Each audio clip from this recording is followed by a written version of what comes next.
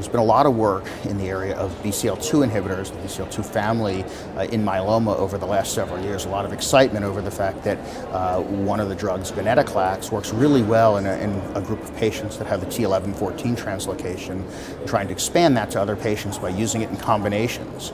And we heard today about a phase 3 study that didn't go exactly as planned, and it was a combination with bortezomib and with dexamethasone compared to that combination alone. And while the progression-free survival was remarkable in that it was almost double by adding Venetoclax to the combination, there was actually worse overall survival. So some of the patients were dying early, and so it's a case that why we need to do phase 3 trials like this. So I think we're trying to understand why there were these early deaths that may or may not have been associated with the therapy.